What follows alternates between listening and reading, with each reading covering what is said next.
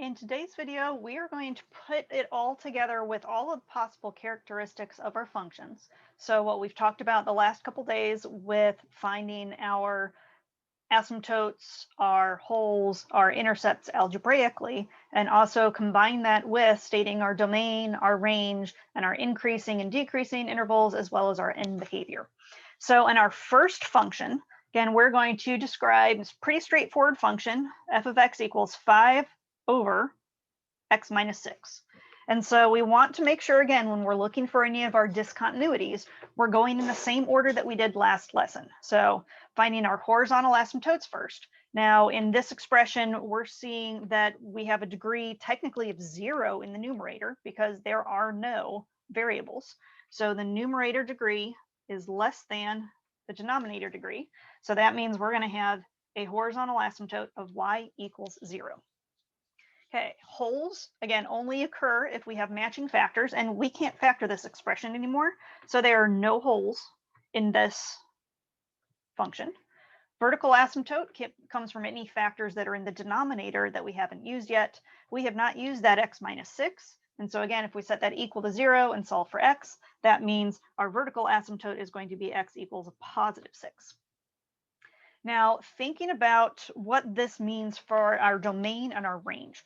Again, all x values and y values that we can use, well, we already have two restrictions. We cannot use any y equal to 0 because of our horizontal asymptote, and we can't use x equals 6 because of our vertical asymptote.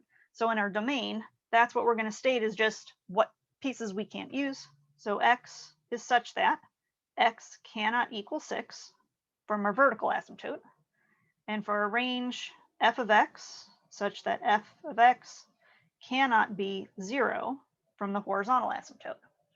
Now, x-intercepts and y-intercepts, again, we can just use by substituting in 0 for the appropriate value. So for our x-intercept, I'm going to do my work up here. That means our y value, or f of x, equals 0. And the only way for that to happen is for the numerator of the expression to be 0.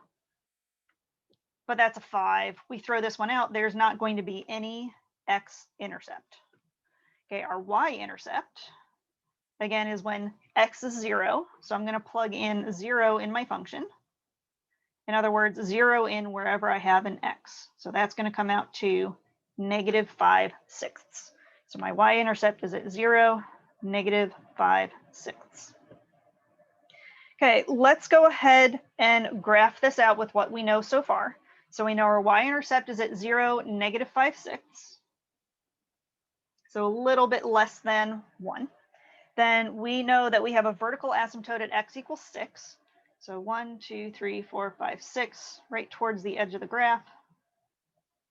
We have a horizontal asymptote at y equals 0, so right on the x-axis. And then comparing this to my parent function, which I would usually think would be a branch up in the top right and a branch in the bottom left.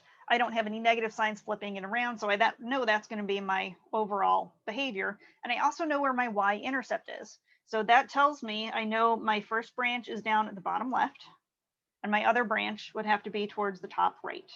And again, that is going to travel off the graph, but we still have a good idea of where that's going to happen. Okay, now we can describe our increasing, decreasing, and end behavior. So over this whole graph, again, if you imagine yourself starting at the very leftmost part of the graph and walking towards the right, well, for this entire graph, you're always going to be walking downhill, except for when?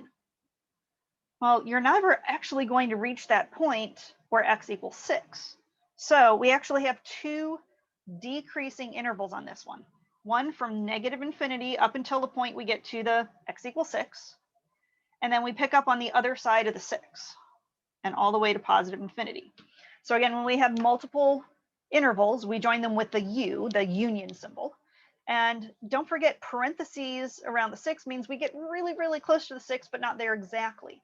So we're approaching 6 from the left-hand side, kind of jumping over the 6 and starting again right past the 6 for our decreasing.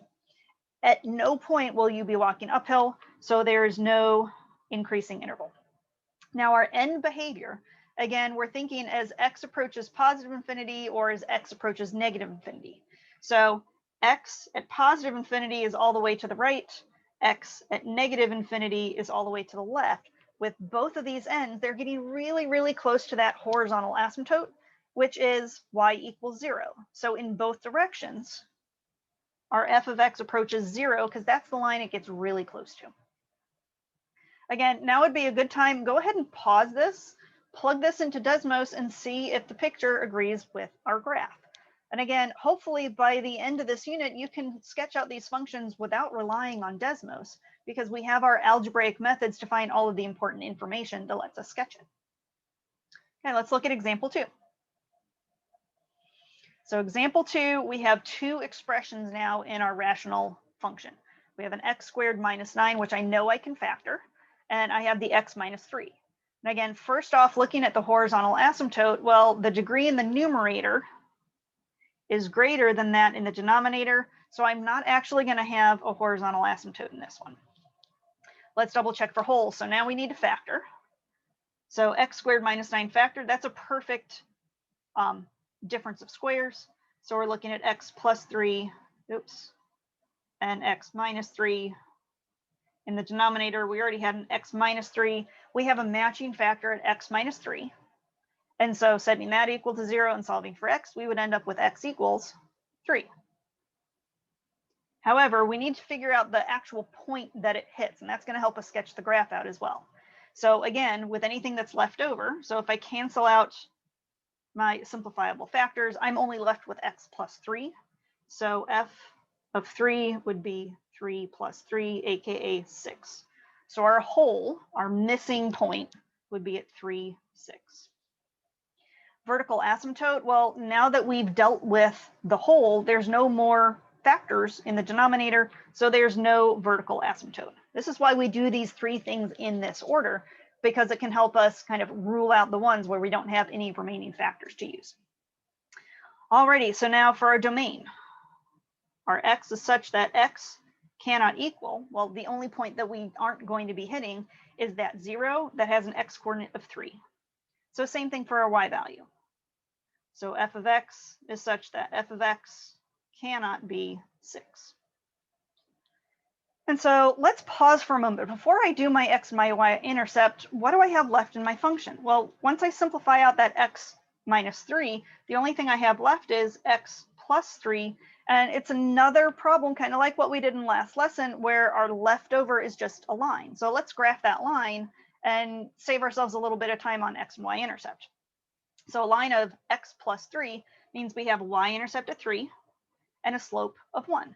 So up 1 over 1, up 1 over 1, except for the point 3, 6, where we have a hole. And then everything else follows that one slope. And by drawing those in, we can now very clearly see that our x-intercept is at -3, 0, and our y-intercept is at 0, 3. Increasing, again, we're increasing over the entire graph. Yes, we jump over that hole, but getting really, really close to that hole, we're still going to be increasing as we walk from left to right. So we're increasing over the entire function of x values, except for that x minus 3, or x equals 3, excuse me. We do not walk downhill, so there's no decreasing. End behavior, again, all we care about is the ends. So we're going to be looking at, as x goes to the right, as x approaches positive infinity, our y values are going up, so we approach positive infinity. The other side goes down, so that's a negative infinity for the other end behavior. Alrighty. And again, a good way to check your work on these two is when if you're going to check this on Desmos, type in your original function. Again, it's not going to show you exactly where the holes and where the asymptotes are, but if you sketch those in kind of post graphing, they will fit in perfectly with your graph. Alrighty, next example, example 3. So we're looking at equal degrees, numerator and denominator. So because our numerator degree is equal to our denominator degree, all we do is look at our coefficients, which in this case, we have a 2 on the numerator, a 1 in the denominator, divide those out. That's going to be our horizontal asymptote of 2. Alrighty, so next piece, look for the holes. We need to factor first. In my numerator, and I know I'm going to have a 2x and an x. To get that 12 as my second factor, I need to use a 3 and a 4. And again, you may need to do some guessing and checking on this, but we'll end up with a 2x plus 3 and an x minus 4. And our denominator, again, difference of squares, so that's x plus 4, x minus 4. So indeed, we have a hole at x minus 4 for our factor. Set that equal to 0, and our x will equal 4. So that means, again, I want to plug that into my expression once I've simplified out the x minus 4s to see what my y value would be for that point. So that would be f of 4, where we have 2 times 4 plus 3 over 4 plus 4, otherwise known as 8 plus 3, or 11, over 8. So our point is at 4/11/8. And again, a lot of these points for our holes are not going to be at nice coordinate or nice integer values. That happens. Okay, vertical asymptote, we do have a leftover factor at x plus 4. So our vertical asymptote will be x equals -4. Again, setting that equal to 0 and solving. So now our domain, the x values that we cannot hit. We can't hit the -4 from the vertical asymptote, and we can't hit the +4 from the hole. And again, it's okay to list out these values that you will not hit in your domain. Same thing with our range. So we have the 11/8 from our hole and the 2 from our horizontal asymptote. And again, I tend to list these in numerical order. 11/8 is just going to be a little bit more than 1, but it's not going to be all the way up to 2, which would be 16/8. Alrighty, this one, I should figure out my x and y intercepts just to help me graph this out. So my x to work off the top, again, x-intercept means my y equals 0, and we really only care about that numerator being 0. So 0 equals 2x plus 3, subtract our 3, and divide out by a 2. So that means our x-intercept is going to be -3/2, 0. Our y-intercept, again, plugging 0 in for our x. So that would be 2 times 0 plus 3 over 0 plus 4. Again, I'm ignoring the factor that we already simplified out that we would have used for the hole. 2 times 0 and just plain old 0 cancel out, so we're looking at 3/4. So our y-intercept would be 0, 3/4. And so now I have enough information to graph this. Horizontal asymptote at y equals 2. We have a vertical asymptote at -4. And our hole, our missing point, is going to be at 4/11/8. Again, just over 1, but under 2. So 4/11/8. So we're going to have, excuse me, that's a hole at that spot. So that also helps me figure out where the pieces of my graph are. So let's also put in our x and y intercepts just to verify that. So we have an x-intercept at -3/2, or at -1.5. And a y-intercept at 0.3/4, so just under 1. And so I'm already shaping up to have one of my branches at the bottom right. Again, skips over the hole, and my other branch would have to be at the top left. Alrighty, so increasing and decreasing. Again, if I start walking on the graph at the left, I'll always be walking uphill. So I'm increasing from -infinity up until I hit the asymptote at -4. Again, always going with your x value. Picking up again on the other side of -4, going all the way to infinity. Decreasing, again, excuse me. At no point am I going downhill. Then end behavior, again, both ends of the graph keep approaching that y, or that horizontal asymptote of y equals 2.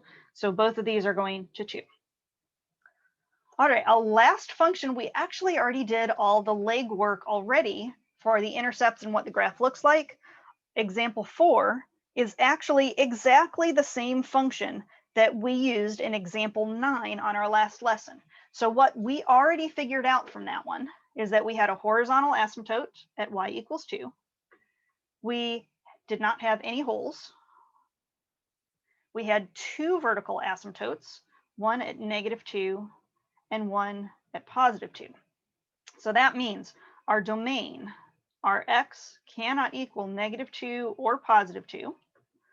Our range, or f of x, cannot equal 2. Lots of 2's in here, but that's okay. And we already figured out our x and y intercepts as well. We had 2 x-intercepts, one at -1, 0, and one at +1, 0. We had a y-intercept of 0, 1/2. So if we sketch this out again, we already used this sketch in the last one, so you can definitely go back to those or to that video or that set of examples to verify, or plug this into Desmos to verify what the graph should look like. Then we have y equals 2. X and y intercepts, -1, +1, and 1/2. So we had a parabola basically in that middle section, and then top right and top left. So this is a little different with our increasing and decreasing intervals. So we actually have this graph turning around at that x equals 0 at our y-intercept. So we actually have 2 increasing intervals and 2 decreasing intervals because each one of them hops over one of the asymptotes as well. So we're going to start, if we start again thinking about left-hand piece of the graph and walking towards the right, we're going to start increasing. So from -infinity to our asymptote at -2, we hop over the -2, and we keep going until we get to that top point on that parabola piece, which is at x equals 0. And at that point, we pick up with decreasing because, again, we're walking downhill no matter which piece we're on. So from 0 to our +2, hop over the 2 and continue on to infinity. End behavior, again, all we care about are the ends. And both of those ends keep approaching that y equals 2, our horizontal asymptote. So no matter what, end behavior goes towards 2. As always, let me know if you have any questions. Desmos is your friend if you get stuck, but ultimately you want to be able to sketch these out without the help of a graphing calculator. Let me know if you have any questions.